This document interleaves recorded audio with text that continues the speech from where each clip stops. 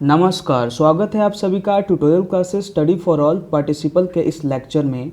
ऐसे सेंटेंस को आप कैसे इंग्लिश में बोलेंगे, जैसे मैं कहता हूँ कि मैंने एक मरा हुआ आदमी देखा।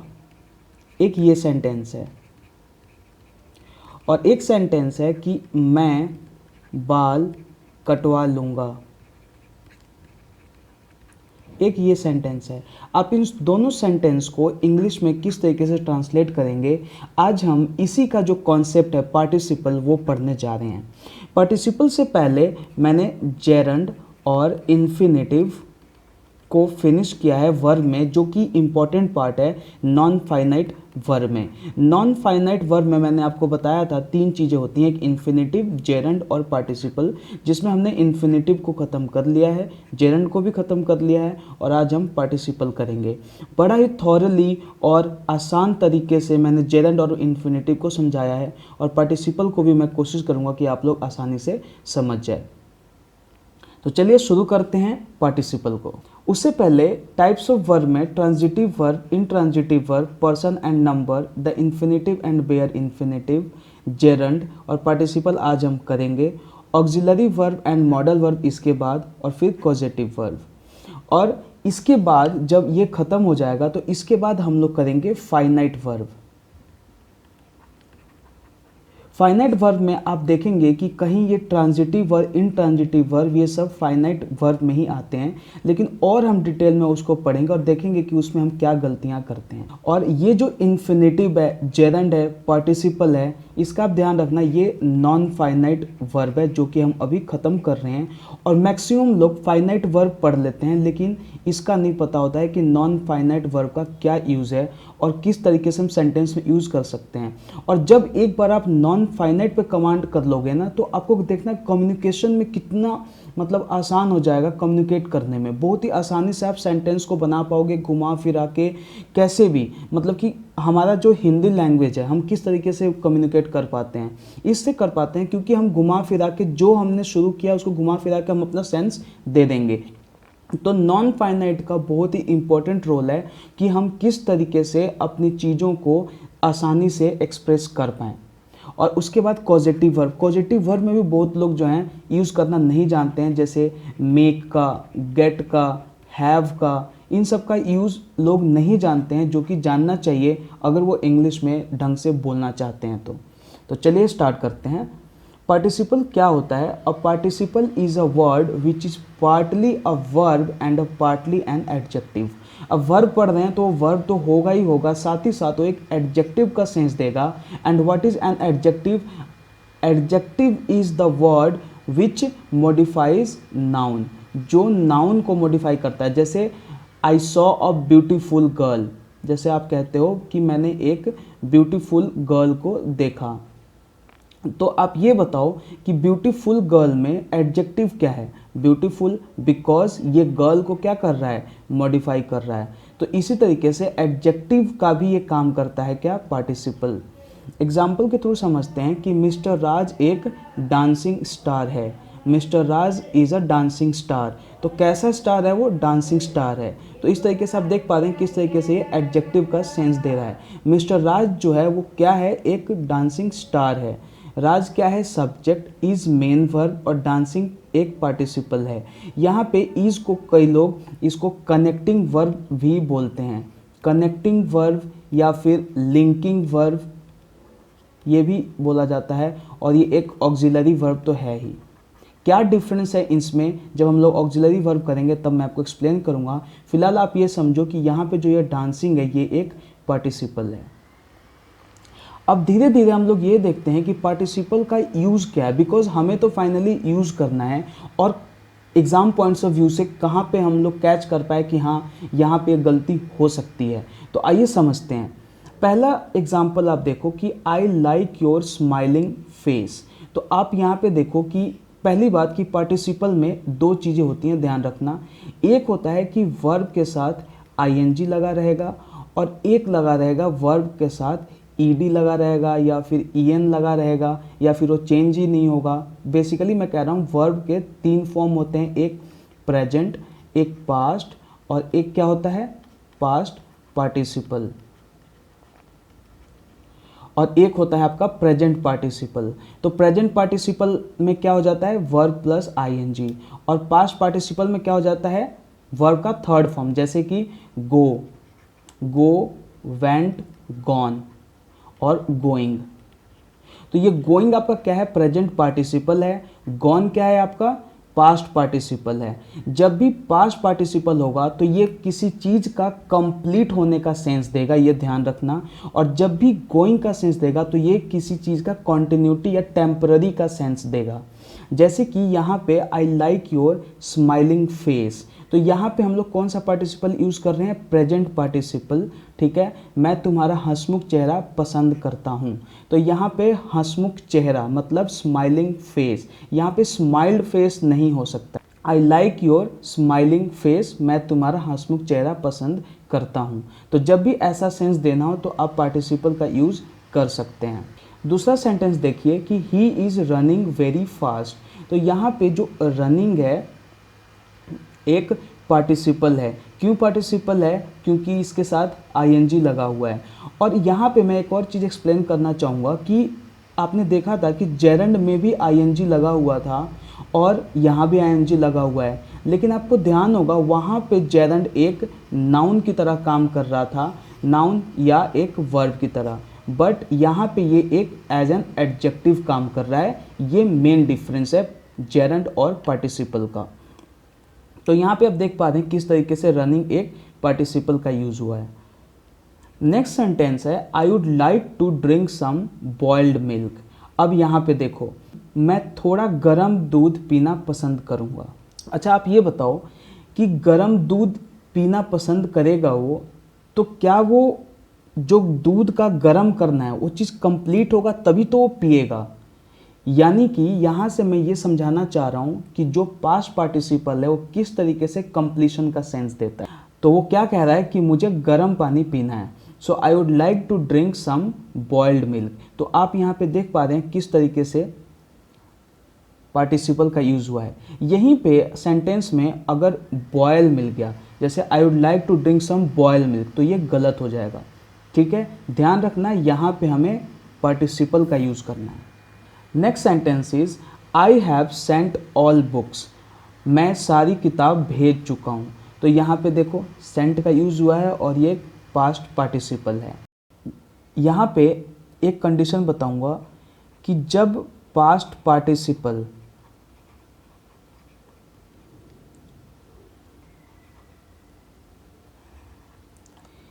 हैव के साथ आएगा, हैव या हैड या विल हैव, ठीक है, तो ये एक परफेक्ट का सेंस देगा, मतलब कंप्लीशन का सेंस देगा। और इसके साथ हम लोग हेल्पिंग वर्ब का यूज़ करते हैं। I have sent all books, मैं सारी किताब भेज चुका हूँ। तो यहाँ पे आप देखो कि किस तरीके से हैव का यूज़ हुआ है, किसके साथ, एक पास्ट पार्टिसिपल के साथ। और यहाँ पे सेंट जो है एक मेन वर्ब है और ये हेल्पिंग वर्ब के साथ यूज़ हुआ है। तो यहाँ पे ध्यान रखना कि ये पास्ट पार्टिसिपल है, साथ ही साथ ये मेन वर्ब है और इसके साथ ये हेल्पिंग वर्ब आया हुआ है। और जब ये थर्ड फॉर्म बिना हेल्पिंग वर्ब के आएगा तो वो प्रॉपर एक एडजेक्टिव का सेंस देगा। जैसे यहाँ पे देखो बॉइल्ड मिल्क, तो यहाँ पे बॉइल्ड क्या है, एक पास्ट पार्टिसिपल है, लेकिन यहाँ पे एक एज एन एडजेक्टिव यूज़ हुआ है। यहाँ पे ये एक पास्ट पार्टिसिपल है लेकिन as a main verb use हुआ है। तो ध्यान रखना कि जब पास्ट पार्टिसिपल यूज़ होगा हेल्पिंग वर्ब के साथ तब वो मेन वर्ब होगा, और जब वो नाउन के साथ यूज़ होगा तो एक एडजेक्टिव का सेंस देगा। नेक्स्ट देखिए, ही हैज़ ड्रंक द मिल्क, वह दूध पी चुका है। और एक सेंटेंस है walking on a footpath he saw a drunken man. तो यहाँ पे आप ड्रंकन को देखिए और यहाँ पे ड्रंक को, क्या अंतर है। ड्रंक भी आपका पास्ट पार्टिसिपल है और ड्रंकन भी आपका पास्ट पार्टिसिपल है। अंतर क्या है कि ये वाला जो पास्ट पार्टिसिपल है ये एक एडजेक्टिव का सेंस दे रहा है। क्यों एडजेक्टिव का सेंस दे रहा है? बिकॉज इसके साथ नाउन है, उस नाउन को मॉडिफाई कर रहा है। और पिया हुआ आदमी या पियक्कड़, हम बोलते हैं ना कि जैसे मैंने एक पियक्कड़ को देखा, तो वहाँ पे ड्रंकन मैन बोलोगे, ना कि ड्रंक मैन बोलोगे, ठीक है। और यहाँ पे जो ड्रंक यूज़ हुआ है ये एक मेन वर्ब है। मैंने अभी आपको बताया कि जब पास्ट पार्टिसिपल एक हेल्पिंग वर्ब के साथ आएगा तो वो एक मेन वर्ब होगा। So he has drunk the milk, वो दूध पी चुका है, तो इस सेंस में तो आप ड्रंक यूज़ करोगे। हालांकि दोनों थर्ड फॉर्म है ना, जैसे गो, वेंट, गॉन यहाँ बताया, तो इसी तरीके से इस केस में ड्रिंक का जो है ड्रिंक, ड्रैंक, ड्रंक और ड्रंकन, तो जो पास्ट पार्टिसिपल है ना ये ड्रंक और ड्रंकन, ये दोनों ही थर्ड फॉर्म है, दोनों ही पास्ट पार्टिसिपल है, लेकिन इसको एज एन एडजेक्टिव यूज़ करते हैं और इसको as a main verb use करते हैं। और यहाँ पे आप इस चीज़ को देख सकते हैं। तो यहाँ पे ये ड्रंकन किस तरीके से यूज़ हुआ है? एक एडजेक्टिव की तरह यूज़ हुआ है। ध्यान रखना यहीं पे एरर बनता है, यहाँ पे क्या करेगा वो ड्रंक दे देगा। तो जैसे ही ड्रंक दे देगा तो आपको समझ जाना है कि ये तो एज एन एडजेक्टिव यूज़ हुआ है, तो यहाँ पे तो इसका ड्रंकन आना चाहिए। नेक्स्ट सेंटेंस देखो यहाँ पे, While I was reading the newspaper, my friend disturbed me। अब यहाँ से जो मैं सेंटेंस बता रहा हूँ ना, यहाँ पे सारे वो सेंटेंस होंगे जो दो सेंटेंस को ये कनेक्ट करेंगे, मतलब कि ये कंजंक्शन का भी काम कर सकते हैं। और किस तरीके से कंजंक्शन का काम करेगा आइए समझते हैं। अब यहाँ पे आप देखो कि while I was reading the newspaper, my friend disturbed me। जब मैं समाचार पत्र पढ़ रहा था मेरे दोस्त ने मुझे डिस्टर्ब किया। तो आप ये बताओ कि दोनों सेंस में, ठीक है, दोनों सेंस में आप ये बताओ कि सब्जेक्ट जो है सेम है क्या? इसमें क्या है कि जब मैं न्यूज़पेपर पढ़ रहा था, मतलब यहाँ पे तो आई सब्जेक्ट है और यहाँ पे माई फ्रेंड है, मतलब दोनों डिफरेंट सब्जेक्ट है। तो इस सेंस को बोलने के लिए आपको क्या कहना पड़ेगा? ये व्हाइल लगाना पड़ेगा। ये व्हाइल जो है यही जोड़ पा रहा है। While I was reading the newspaper my friend disturbed me. तो यहाँ पे आप देख पा रहे हैं किस तरीके से यहाँ पे प्रेजेंट पार्टिसिपल का यूज़ हुआ है और यहाँ पे पास्ट पार्टिसिपल का। यहाँ पे देखो, यहाँ पे क्या है कि रीज़न दिया जा रहा है कि इसके कारण से ऐसा होता है। जैसे कि ही बीइंग एन इनोसेंट बॉय, उसके इनोसेंट की वजह से, मासूमियत की वजह से सारे टीचर उसको प्यार करते हैं। तो ऐसे सेंटेंस को आप कैसे बोलोगे? He being an innocent boy all teacher love him. तो यहाँ पे बीइंग क्या है आपका? यहाँ पे ये बीइंग एक प्रेजेंट पार्टिसिपल है और किस तरीके से ये यूज़ हो रहा है आप यहाँ समझ सकते हैं। तो जब भी ऐसा सेंस हो, मतलब इसको हम कॉज एंड इफेक्ट बोलते हैं कि कॉज क्या हुआ, इसकी वजह से, मतलब इसकी मासूमियत की वजह से। तो टीचर उसको क्यों प्यार करते हैं? क्योंकि वो मासूमियत है। तो प्यार करने का जो कॉज है क्या है? उसका मासूमियत। तो ऐसे सेंस में हम लोग प्रेजेंट पार्टिसिपल का किस तरीके से यूज़ कर सकते हैं आप देख सकते हैं। सब्जेक्ट के बाद सीधा जो है आपका पार्टिसिपल आएगा और उसके बाद आपका ऑब्जेक्ट। नेक्स्ट सेंटेंस देखो कि हैविंग कुक्ड माई फूड। अभी आप ये देख रहे थे कि जो कनेक्ट करने वाला सेंटेंस है उसमें हम लोग क्या देख रहे थे? वो चीज़ देख रहे थे जिसमें कि वर्ब प्लस आईएनजी लगा हुआ है। लेकिन यहाँ पे देखो आप, कुक्ड मतलब पास्ट पार्टिसिपल। अभी जो ये दो सेंटेंस था ये प्रेजेंट पार्टिसिपल का था। अब मैं वो सेंटेंस बता रहा हूँ कि जो पास्ट पार्टिसिपल है और दो सेंटेंस को कनेक्ट करते हैं। इससे पहले मैं आपको ये बता दूं कि ये बी जो है क्या एक वर्ब है? हाँ, बी एक वर्ब है। और ये क्यों वर्ब है ये मैं आपको एक्सप्लेन करूँगा जब ऑक्सिलरी वर्ब और मेन वर्ब पढ़ाऊँगा। कि बी जो है, be, he, is, are, am, was, were, be, been, ये सब एक ही फॉर्म है। किस तरीके से ये मैं जब पढ़ाऊँगा ऑक्सिलरी और मेन वर्ब तब। अभी आप ये समझो कि हाँ एक बी एक वर्ब है और इसके साथ आईएनजी लगा हुआ है, जैसे कि प्लेइंग। प्लेइंग क्या है? प्ले के साथ आईएनजी लगा हुआ है, उसी तरीके से बी के साथ आईएनजी लगा हुआ है। तो चलिए यहाँ पे देखते हैं कि having cooked my food I will watch the movie, मतलब खाना पकाने के बाद मैं सिनेमा देखूंगा। तो इसको आप देखो यहाँ पे हैविंग लगाओगे, ये ध्यान रखना। हैविंग के बाद आप सीधा पास्ट पार्टिसिपल का यूज़ करोगे और उसके बाद फिर ऑब्जेक्ट का। तो ये यहाँ पे ध्यान रखना कि हैविंग लगाना है। कोई ऐसे कर दे कि हैव कुक्ड माई फूड, तो ये गलत हो जाएगा। आपको ध्यान रखना है having cooked my food I will watch the movie is the correct sentence.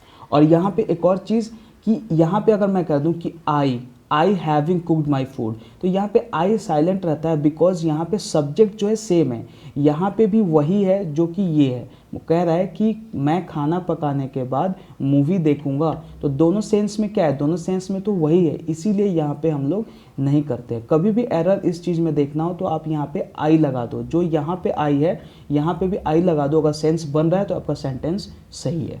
अब यहाँ पे देखो 10th sentence, the train having arrive the passenger started running. अब यहाँ पे देखो कि ये जो अभी जो लास्ट सेंटेंस था उसमें सब्जेक्ट सेम था, इसमें देखो यहाँ पे द ट्रेन है और यहाँ पे द पैसेंजर है। तो इस सेंस में आप लोग वैसा नहीं यूज़ कर सकते हैं, आपको सब्जेक्ट लिखना पड़ेगा। So the train having arrived, तो यहाँ पे हैविंग अराइव्ड। तो यहाँ पे मैं मेन चीज़ यही बता रहा हूँ कि पार्टिसिपल को यूज़ करके ये सेंस कैसे दे पाओगे, रेल के आते ही, रेल के आते ही, इसको सेंस आप कैसे दे पाओगे, ये मेरा मोटिव है आपको बताने का। क्योंकि जब आप सेंटेंस बोलोगे, जैसे आपको ये चीज़ नहीं आता तो आप क्या बोलोगे, एज ट्रेन अराइव्ड, या फिर कुछ ऐसा सेंस बनाओगे आप जिससे कि आदमी समझ जाए। लेकिन जो प्रॉपर यूज़ होगा वो इसी तरीके से होगा, the train having arrived the passenger started running, rail के आते ही यात्रियों ने भागना शुरू कर दिया। अब यहाँ पे मैं एक ऐसा सेंटेंस बता रहा हूँ जहाँ पे मैक्सिमम लोग फंसते हैं।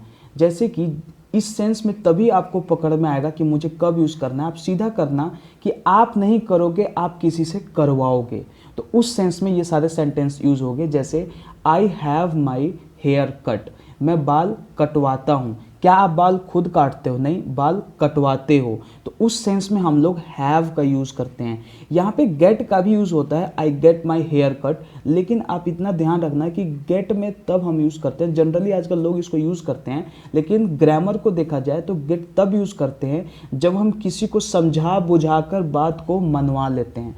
तो जब बाल कटवाने जाते हो तो बार बार ऑलरेडी माना हुआ है, तो वहाँ पर ऐसा सेंस नहीं बनना चाहिए।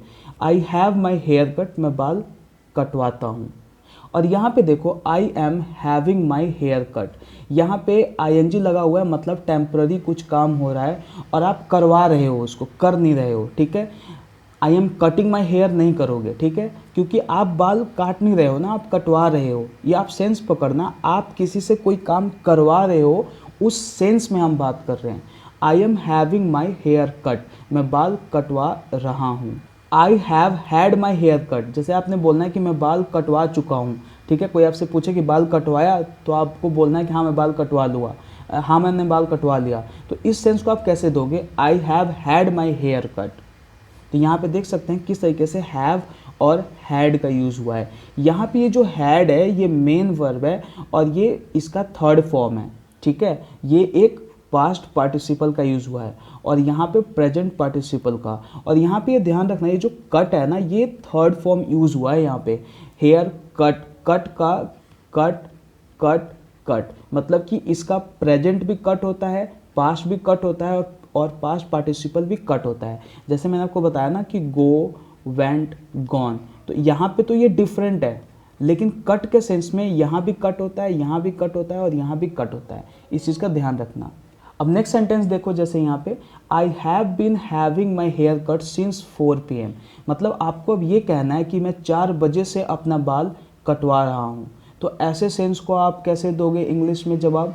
इंग्लिश में अगर आपको इस चीज़ को बोलना है तो आप बोलोगे I have been having my hair cut since 4 PM। Next sentence देखो कि I will have my hair cut, मैं बाल कटवा लूँगा, ठीक है। तो I will have my hair cut इसको बोलोगे। यहाँ पे देखो कि अभी मैंने समझाया था कि कट जो है यहाँ पे थर्ड फॉर्म है, यहाँ पे कट कट कट तीनों सेम होता है इसलिए, लेकिन यहाँ पे देखो कुक्ड यूज़ हुआ है। क्यों? कुक के सेंस में ऐसा नहीं होता है, कुक होता है, कुकिंग होता है, फिर कुक्ड होता है और फिर कुक्ड होता है, मतलब उसका पास्ट और पास्ट पार्टिसिपल सेम होता है। हमने यहाँ पे पास्ट पार्टिसिपल यूज़ किया है। आई will have had the food cooked. अब आपको कहना है, मान लो कि कोई पार्टी हो रही है या फिर घर में गैदरिंग हो रही है और आप बोलोगे कि मैं खाना बनवा के रखूँगा, आप लोग आराम से आओ। मैं खाना बनवा के रखूँगा का सेंस आप कैसे देंगे? आई will have had the food cooked.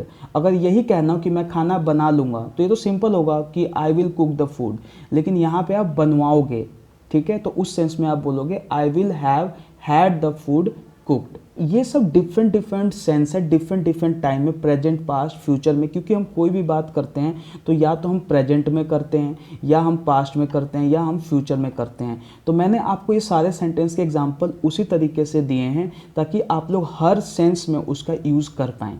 I hope कि मैं आपको ये समझा पाया हूँगा कि पार्टिसिपल का यूज़ इंग्लिश में जहाँ जहाँ होता है अब आप कर पाएंगे अगर आपने इन सारी चीज़ों को ढंग से समझ लिया है। आप इसको धीरे धीरे समझिए, आप पॉज कीजिए, उस पर एनालाइज कीजिए कि हाँ ये जो बताना चाह रहे हैं ये क्या है, और फिर आगे बढ़िए। हर एक एग्जाम्पल का जैसे मैंने दिया है उसी पे बेस्ड आप 3 एग्जाम्पल और लिखिए, और आप जब भी टाइम मिले आप उसको यूज़ कीजिए। उससे क्या होगा कि धीरे धीरे आपकी ये आदत बन जाएगी। तो आज का तो यह हमारा लेक्चर, आप इसको लाइक कीजिए, शेयर कीजिए, सब्सक्राइब कीजिए और बेल बटन को प्रेस कर लीजिए। इससे आप अपडेट रह पाओगे और टाइम टू टाइम नोटिफिकेशन आती रहेगी। धन्यवाद।